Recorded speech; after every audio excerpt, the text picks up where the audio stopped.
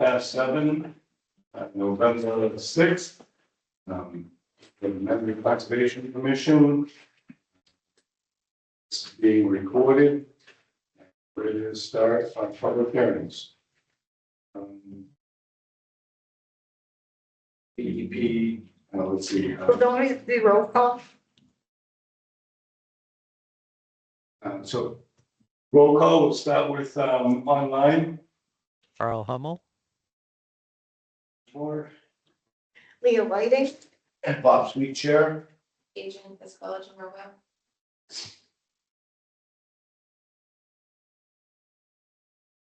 So, all right, so public hearing notice from 10 to Nipmuc Drive, DEP number to be determined. are we not doing good work?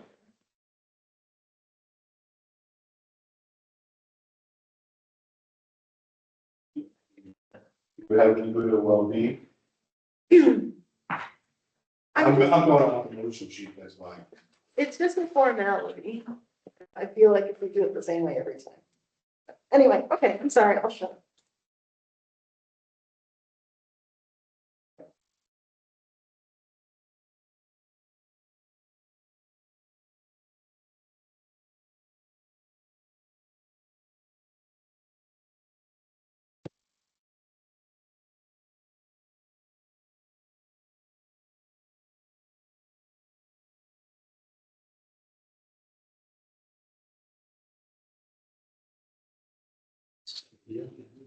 Yeah. You got it. No. Oh, that was one thing, but sorry. I'm sorry. Have one right here. Yes.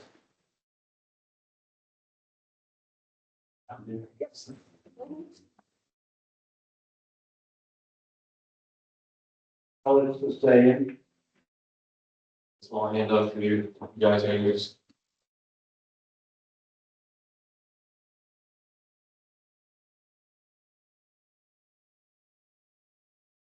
Oh, thank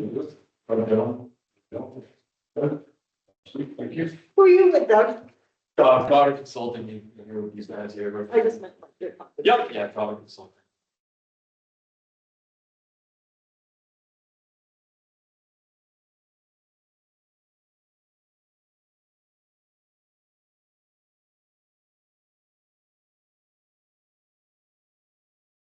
We are seeing all the usual characters. Yeah. You ready? We don't need that. We. Introduce yourself. Once again, for the record, my name is Michael Dean with D&L Design Group. Benny Pinto, the applicant and owner, is to my right, and also Douglas Dillon, wetland scientist with Goddard Consulting. He's a new team member that has joined to move the project forward. Project, as you know, is 2 Nipmuc Drive. I think everybody's familiar with the location of it. We've been here the last few times, so I'm not gonna go through that little orientation of the lot, but it obviously sits on Lake Nipmuc itself. We have filed a notice of intent, as the commission is aware. We have had a site walk with commission members. The first meeting for the notice of intent that was filed was back on October 9th. Since then, the applicant owner has received an enforcement order on October 15th. In addition to, even though that we had filed the notice of intent, an enforcement order to deal with the 890 square feet of the wetland, border and vegetated wetland disturbance. We met 2 weeks ago at the meeting and it was continued to tonight.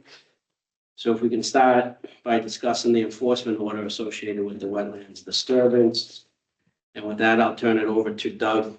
We have had a site meeting with us 3 here. I believe that I brought Doug up to speed on most of the project itself. Fairly detailed. I believe he's well aware of what's going on. He was out on site. He did some inventory and site inspection from a wetland scientist standpoint. So with that, I turn that over to Doug and he can discuss the enforcement order, disturbance area, and then I'm sure we'll continue on into other items for the project, but I turn it over to Doug. I'm sure you guys are aware, there's been approximately 890 square feet of BBW, alteration, by the brush hog. I did a inspection with these guys, as Mike just said, just, middle of the day yesterday, so, usually I like to have a bit more of a comprehensive report, but I was able to kind of throw this together just to kind of show you that there is an ample opportunity for mitigation to kind of make amends and make good for the impact there. It looks like the buffer zone is kind of really heavily infiltrated by a wide variety of invasive species. Like we have some pretty mature Oriental bittersweet, we have some super mature autumn olive. They're all seeding, producing, spreading. Like they're not young, they're pretty mature, and they're spreading. They're a source of invasives locally. So I would like to offer up for the currently open notice of intent an invasive species management plan. I see room for at least 1,200 square feet worth of ISMP in addition to regimen of native plantings, which I'd be happy to design a planting plan for that and spec the 2 years of mitigation standard or any kind of sequence that you guys would specify. In the handout here, just kind of walking around the rim of the horseshoe shaped sort of circular kind of a carve out in the lake, right? We have a pretty rapidly resprouting Oriental bittersweet kind of onslaught coming up, just everywhere here. I've labeled just, obviously where it is popping up. Japanese barberry, some pretty mature multiflora rose. In the second picture on the first page, you can see in the sort of mid-ground, it looks like there is something like a green ash being sort of strangulated by an Oriental bittersweet vine, right? You see that sort of characteristic, like peppermint, like candy caning up with its, girdling the tree essentially. So it shows the damage, currently being incurred to the natural species within the buffer zone. It's really, that autumn olive looks like it's been there. Long time. 30, yeah. I want to say something 30 years, right? And all that time, at least for most of it, has been producing fruits and seeds, and has probably produced many babies. And then also we have, it was a little difficult to tell due to the time of year, but what I believe to be, some calorie pear or, some sort of a variety of Chinese cherry, right? And that's kind of you can determine that from the kind of dark green to magenta kind of turning leaves will be generally prickly kind of bark on that, which again is also a very pernicious invasive species. So all of these things, I would like to draw up a plan to remediate these and replace, in their spot, a native vegetation, that would provide to the area one of many ecosystem services, be that, pollinator services, flowering, fruiting, natural berries, seeds for birds, or some sort of, generally appropriate quality. That is just kind of the opening, of this assessment here, and I'd like to introduce this aspect of the conversation. Ideally, like I said, provide mitigation, to whatever ratio we would deem appropriate for the 890 square feet if that has been impacted. Could you just go to the map and outline the entire area that you're proposing for your vegetation? Yep. So that would be. Yeah. Are you trying to do replication or restoration? So both, I guess, right? Like, I heard mitigation, which is good. yes, yeah, mitigation for the impact, yes. So Yeah. I want to get up out of the earshot of the camera. Yeah. Thank you, Mike. There you go. Very well prepared. So that's the 890 right there. Yep. Yes. And what is your intent? Is it just to So all, relocate that area? so we can do revegetation in that area as well as the entire rim of that basin. What has been flagged as BVW is partially infested with invasive species. And so, you know, I would think it appropriate to, I with this thing. Yeah, it's pretty. There's no cats around. Yeah. So, right, like this is the actual impact area, right? But if we were to, make this a nice vegetation plan, all the invasives here, 5 years, pop right back in there. And then it's kind of, they'll do exactly what we see in the second picture, strangling my, red maples that I might have put there or something, right? Which is what we're trying to avoid. And I, like I said, there's the 890, and I think we can definitely, again, just eyeballing this from yesterday to this afternoon, as I was preparing for this meeting, north of 1,000 square feet easily worth of ISMP and replantings, but I'd have to GIS it to get an exact square footage, of course, but something approximating that. And the and the ISMP is the invasive species management. Correct, yes. I guess two meetings ago, we talked about treatment of the bank. Is there any proposal that's being put forward on that? Yeah, so which bank are you referring to? The slope that's in front of the house? Where you were talking about doing. Yes, right. So at the beginning, as we mentioned that we're here, the kickoff was to really address this enforcement order that Benny has received. So that's what we're specifically trying to address, is what's outlined in the enforcement order. Following the notice of intent in the first meeting we had, following the presentation and continuing on in the first meeting from the notice of intent submittal, there was then a vote to issue an enforcement order. So in the enforcement order, that is outlined this disturbance. So that's what. Are we going to address the bank today or? No, we can't, but we want to try to address, this has timelines. And there's yeah, so we're trying to address the enforcement order right now.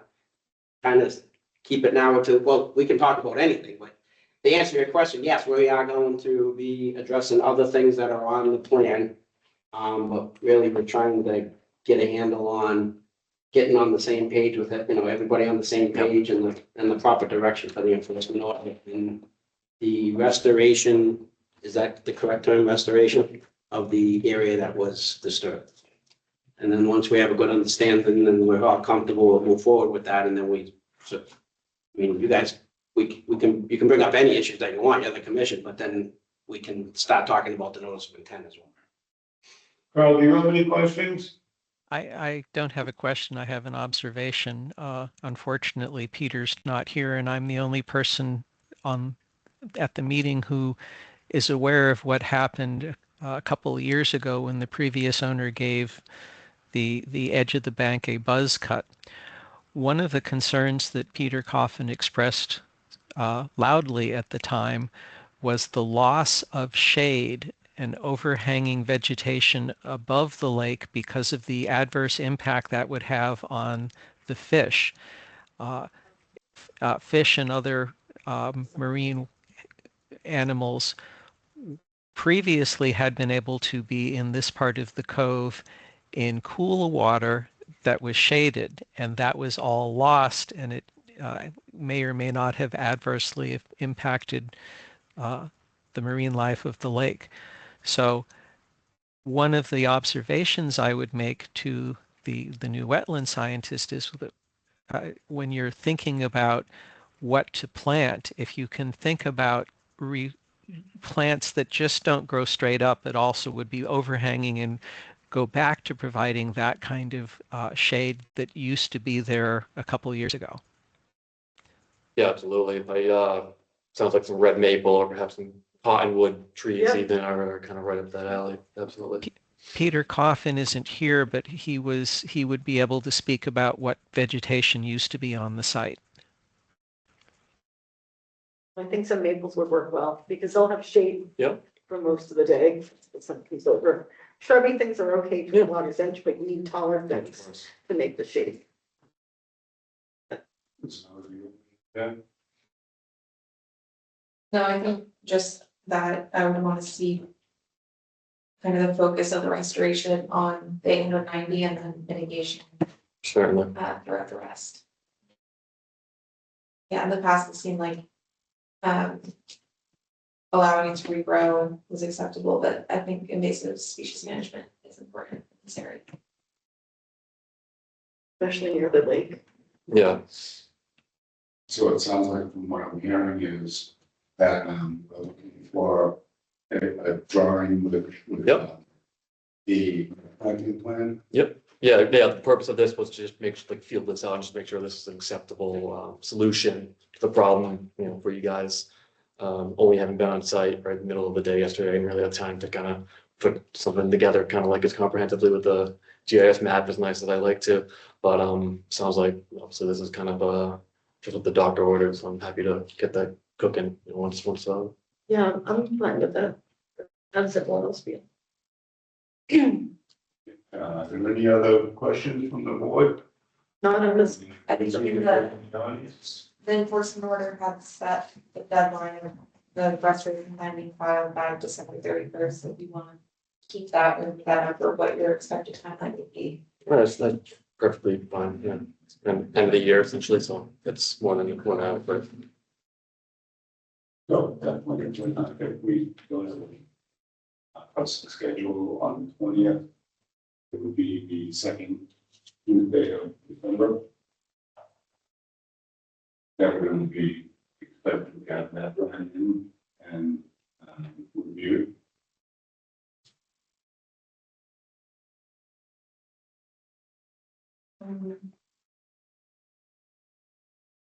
Sometime in December, the second Tuesday and the second Thursday in December is Christmas, so I'm coming here. So What's that? the second Thursday in December is Christmas. Second Thursday? yeah, well, I think what you mean is the first week, second week Thursday. You're Yeah. talking about the fourth week Thursday. Yeah. So second week of December. The first meeting is the second week of December, which at that point, you gives you plenty of time to get this plan. Oh, yeah. Plan and. December 11th. Preparation plan pulled together. Yeah. And at that point, then we can review it and hopefully get rid of the enforcement order. yep. Yeah, I'd like to, I think would be sufficient to roll this into the existing notice of intent with monitoring. Is that what you guys would spec, or would you lift it upon receival of the plan? I would rather wait until we get rid of the enforcement order and then we can see. No, I'm saying, would you lift the EO upon receiving the plan, or, you know, upon the issuing of the order of conditions? I would, you don't even have a DEP number on this. I think what he's asking is, so you could keep the EO, because For then you're 2 years. requiring, because then you're requiring the invasive species management. I've seen it. The order is to do work. You don't Yeah. always have to do the order, but you do an affidavit that's like steps and then, but I would make, you may not want to lift the order until the actions have been taken. Well, that's So what we I'm can saying. have an enforcement and the order of conditions at the same time for the different areas of work. Right, because we're gonna want to see the work being done and then, Well, this is a still little, have 2 years of monitoring.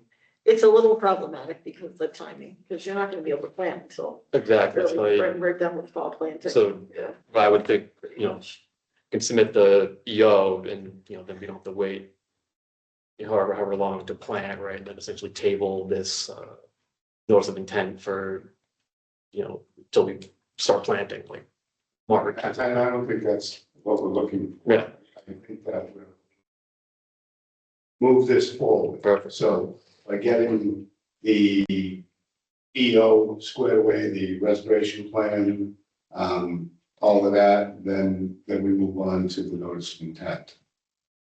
Awesome.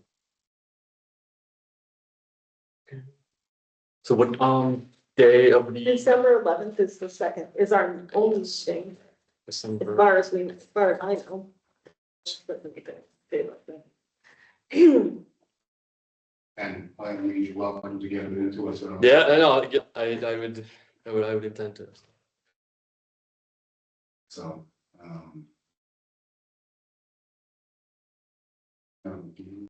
this, or it's- I also expect that by then we will have DEP comments and their input, DEP's input should tie into our decision about how to do timing with an NOI approval and an enforcement order closure.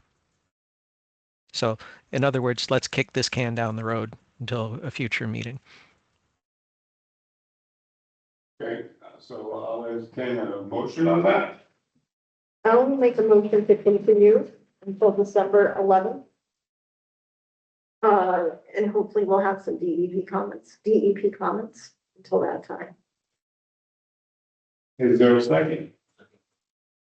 Motion's been made and seconded, roll call vote, all in favor? Well, Carl Hummel, yes. Well, Whiting, yes. Bob? Aye. We should move forward. It's important. All right, so we're good for tonight, right? I'm not gonna really talk too much about the NOI and all that. All right, Hopefully. that's fine. That's great. Yep. Hopefully, we can get everything done. We can get that approved. Yeah, thank you for getting a wetland scientist, and that will help us a lot, because we would have been sitting here going, hey, we might want to get a wetland scientist. So that was good. That's, last week, that's what I was gonna have a general conversation and fill the board out, and then so we just moved to getting a wetland scientist before coming back, that's all. And God has done all that work there before. Yes. They should be familiar with it. Yep, that's what I told them when I sent them the original plan from God, and I said, you guys know what's going on. Yeah. Someone else, Love the eye cards. yeah, I was able to look at the old notes. At least there's no knotweed or burning bush. I mean, we could. There was a little baby brain, but we'll make sure we get it. Yeah. All right, thank you, thanks for your time. Yep.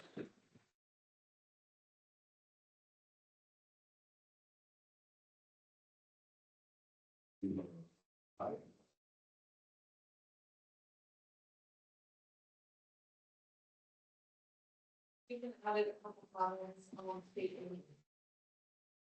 My draft. The outline. That's.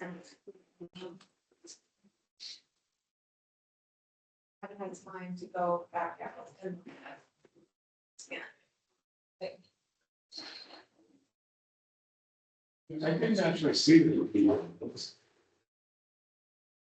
Yeah, the open word, because she did have track changes. Some of them are in the red font, but I think all of it is good. I would just like to make sure that we have something in there to tie up some loose ends on priority habitat. So then, It's there somewhere. under performance standards Yeah, for wildlife habitat, yeah, real wildlife. yeah. That we have to probably make a decision on 25, 50, and 100, what we want to do with those. Yeah, I had, buffer zones, and performance standards for those for. Yeah. When I'm reading those, is that for us to elaborate on, or what are you trying to achieve? This, Logical progression of thought. Is that what you're trying to do? what I'm trying to do is, I think, for the proposal that we got from DC group, it was kind of loosely defined as we want something that looks like Bellingham's. Hmm. So rather than doing that, we can then give an outline that says we want you to write regulations following an outline that looks like this, and that we want these things The structure. instructed. Okay, so we're giving them the item discussion, they are going to find one thing and give them their definitions. They will write their English. Which I don't have time Well, no, but I mean, that's what I was looking at, like 20 foot, 50 foot no bill, but there was nothing with it, so it's like. No, so like, do we want to allow mitigation for different things and those sorts of performance standards? We don't have any performance standards and even, a preamble of why we're protecting these resource areas and those sorts of things that can be written out. There are other examples in SharePoint of other towns' regulations and what they should look like. Yeah, So, I read through some of those. There's gonna be a mission statement then. Like, No, these we go as with that. Conservation Commission are tasked to protect these areas for these reasons. And these are the rules and regulations of Mass. No, this is DOT recommended. And the. This will be your own regulations. This is our bylaws, regulations. These are just as. I thought it was a good outline. Just those few little things, we are always scratching our head about 25, 50 and 100, So it would be good for us to have an outline that gives us guidance. So then I can, if this looks okay, I'll get revised. Oh, Yeah, I think it looks good. and hopefully another firm or two. So we can compare. I thought it was really good. Well, you have anything to add? Nope, I thought the being more specific about what we want is good. I just didn't know enough, and I'm glad now people are engaged and able to say, no, we want this and not that. Can we put something in there about beavers? I'm just kidding. And then do we want I've kind of given the outline of a initial kickoff meeting to meet the consultant and then a first and second draft. Yeah, That was in that proposal, wasn't it? That's kind of what I put out as the request though, so that's what they're getting pricing for, so. I think think that's- that's that if we want. No, Yes, there- I think that's- There exists a workflow for what to do when there is a beaver problem, but I don't know if that's a Concom workflow or a highway department workflow. Yeah. So is it our regulations or their regulations? Regulate the environment, so you won't regulate the dam. The Board of Health does the actual beaver permit. So you could regulate standards for removing a dam, but it's kind of case by case based on an emergency permit, but emergencies would be one of the procedures that you have in here, so. Okay, it's covered with this. so then to address what Leah is looking for, we make sure that when we are reviewing the emergency section of the regulations, there's a subsection dealing with beaver emergencies. Yeah, because that's gonna come up. Because you're going to bring it up. Well, no, I don't, it's just that we get people in here a lot for beaver issues, and then our hands are kind of tied and we just go, okay, break the dam or get the emergency tank So- from the BOS. So is there value in having another part of the regulations that's how do we deal with requests to break beaver dams that are not emergencies? Right, yeah. Exactly. Unfortunately, in Massachusetts, there's not a ton we can do. We can't translocate beavers, we can't, it's not good, but I don't know what the That's- solution is, I mean, sometimes it is true emergency versus something that could have probably been mitigated. Because an emergency certificate, you can always require an NOI after. If Okay. you need that, that's, you have, Right, that's the after action. so I mean, you can require different things or, if they destroy wetlands that you want restored in the end, you can do that too, but. It's So there's a little wiggle room on some of these things, but yeah, that's good at least.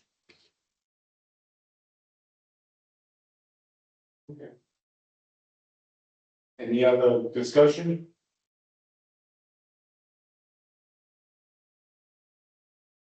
How did the walkthrough go? Were you able to do it, or did you have to get on this list? There is nothing relevant to the Conservation Commission on the walkthrough. I was attending wearing my other hats as FinCom member and GBR, General Bylaws Review member. Okay, well, that's what I didn't know if the general bylaws had anything to do with what we're doing here. None of this stuff is going in front of the board? None of it? None. No, we passed our wetlands bylaw last at the annual town meeting. There are no warrant articles on the special town meeting next Wednesday that are as relevant to the Conservation Commission. Okay. Regulations are listed in bylaws, so you can adopt them by a public hearing. You don't need any town vote or anything. We already covered that in the last meeting. We want to do it. Right, I didn't, I know that Cal's been working on bylaws and stuff like that, so I didn't know. Any of those. He's a busy beaver.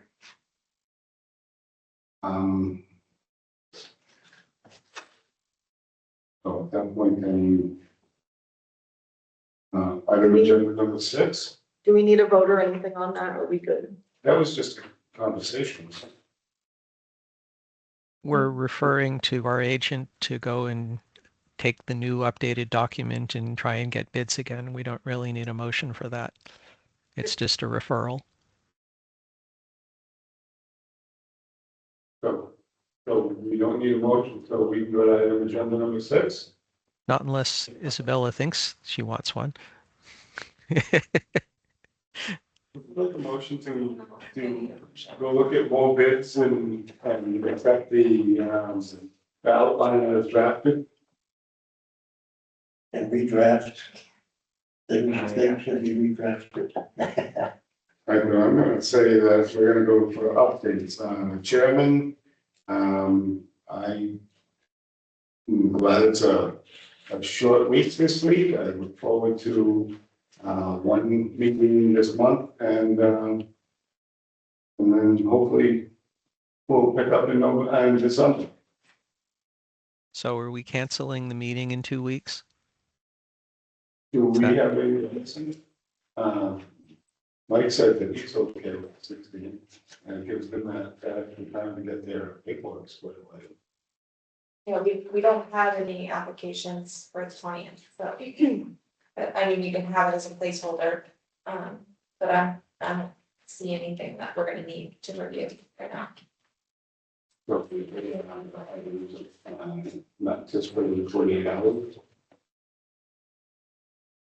Or should we have a tentative meeting? Like I said, if somebody needs something, it's 2 weeks and they don't have the 2 weeks, then they have to go to the next meeting anyways. So should something be an emergency? Okay. So I'm gonna say that we're gonna, I'll make a motion that our next meeting be on December 11th. Okay. Second. motion's been made and seconded. Any discussion? Isabella will need to update the web page. You get a Thursday night off. I'll take a roll call vote. Carl Hummel, yes. Terry? Yes. Leah, yes. Bob, aye. Motion's been made. Seconded, and passed unanimously. That's a good thing. All right, so review and approve minutes from October 9th and October 23rd. Everybody get a chance to look at them? No, they're never done, so.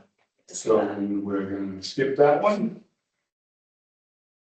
And then good and welfare for the commission. Anybody have anything to add? Yeah. what I happened- have, I'm sorry. I have something, but go ahead. I was just gonna ask, what happened to 220 Millville? They didn't give me any update, so we'll wait until they come back. So That's done. that's on them.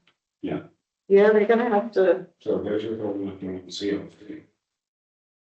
But they don't have any prospective buyers yet, so.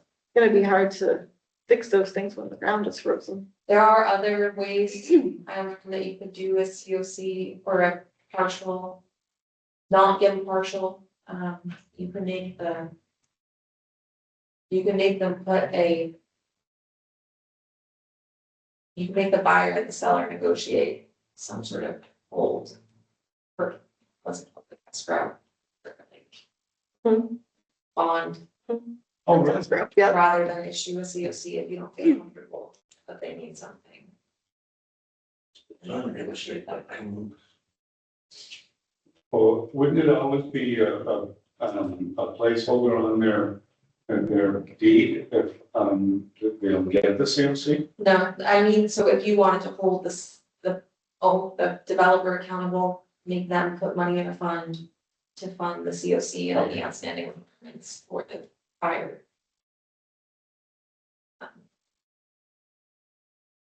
Yeah. Back in. And Carly, what's on that?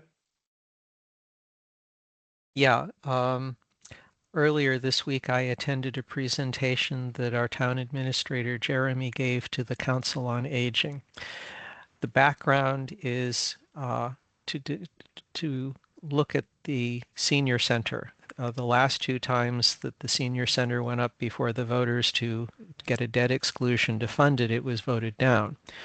One of the things the town did as a response to getting told no twice in a row was to look at other sites in Mendon that is already owned by the town.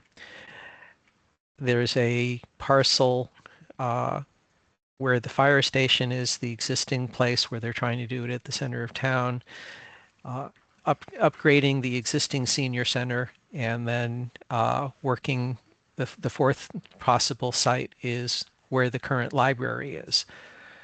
One of the issues that they pointed out when they were evaluating some of the sites is that they were constrained by the wetlands surrounding them, intermittent streams and other wetlands. And they thought that there was a clear and hard 100-foot line that they could not cross. And so I took the time to explain to Jeremy and the other people at the meeting that the whole purpose of the Conservation Commission is because we make judgment calls on the 25-foot no build, 25-foot no disturb, 50-foot no build, 100-foot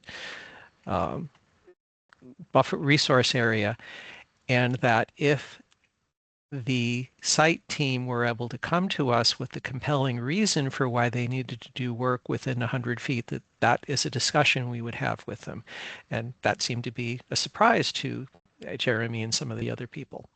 So it may be that in the future we may get consulted on some of these parcels to ask, would we be okay with them working within the 50 to 100-foot buffer because they need to have increased parking area, or if they need to expand building to make their space capacity.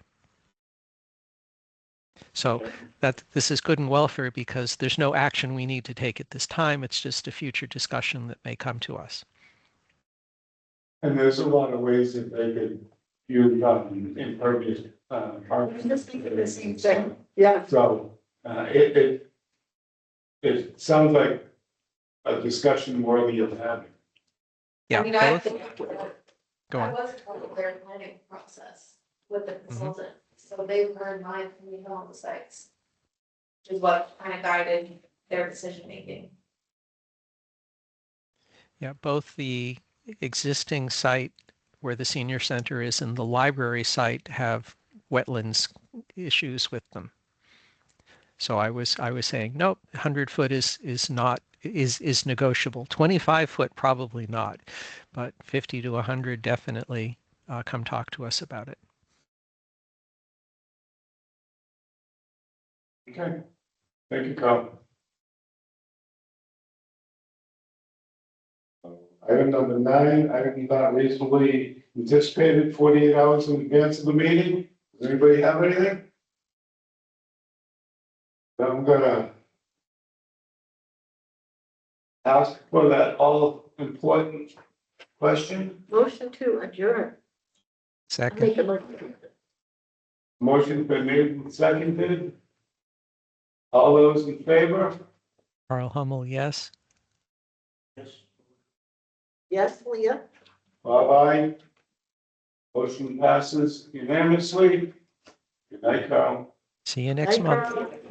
Everybody have a happy Thanksgiving.